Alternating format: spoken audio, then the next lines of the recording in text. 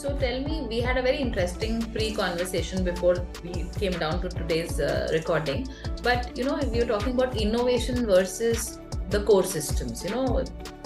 Benchmarked versus innovation systems. So you talked about the core of production and the manufacturing. You talked about the ancillary part of the services, which brings in supply chain and the top layer, everything.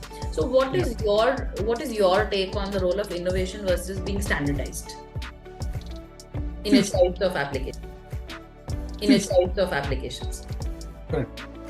When we say standardized, actually, see, a decade back, standardization were different. Today's standardization is different, definitely, because as time passes, you have to upgrade your standards also, your processes also, and on the other hand, technology drives that.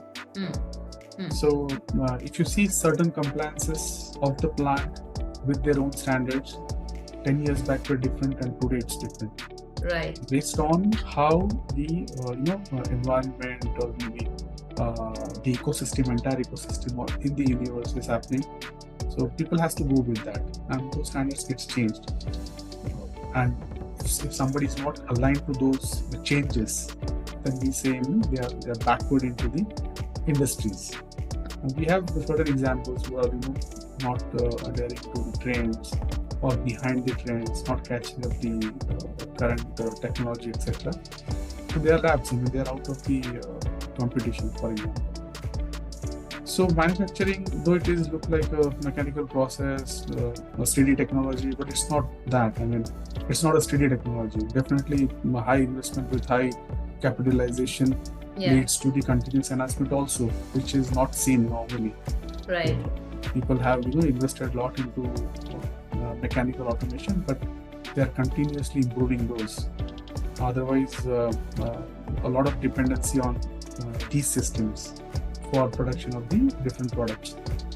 There are innovations in the product line also. So for example, one product is there, but after a couple of years, a lot of enhancements are there in the current product. New different products are also involved. How to support those? Behind that, whatever mechanical systems are there, those need to be upgraded. Your standard gets changed, then your support system gets changed, and that's how innovation happens, in fact, right?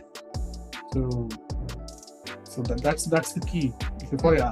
We have when you would choose. So, for example, when you would considering this dynamism that you go under in manufacturing and you need, so your core system you would prefer to be a standard, old, well-known, recognized ERP, but you would allow something else on the periphery to add in, like a new analytics software, a new low-code software, or something, a decision support system or a SCM system. Would you allow that, or how is your choice? Do you stick to the established products, or do you move on for more innovation or more easy citizen development products? How do you go about that decision?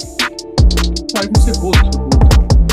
So it's your core system, but core system itself has certain updates, periodic updates. Yes. That system itself needs to be improved. You have to adopt that growth system. So if you can take a classic example, say SAP. People were using SAP since R3, then some PHP 7 came, ECC 6.0, and today I think it's S4HANA with 2022-23 will now release actually in February. Right. So SAP is into continuous changing mode. A lot of different modules they introduce. They try to capture all the aspects of industries, irrespective of fully manufacturing. They try to capture everything.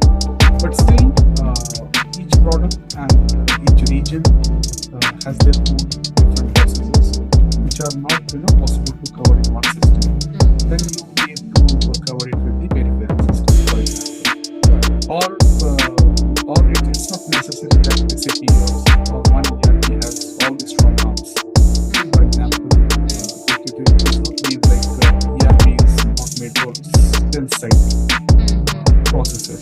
But people still use SAP as a CRM system also, or any other ERP system as a CRM system also.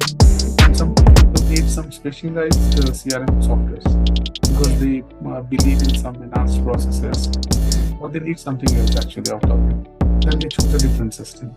In the same fashion, if you go to a different area. Say, for example, I would say import and export.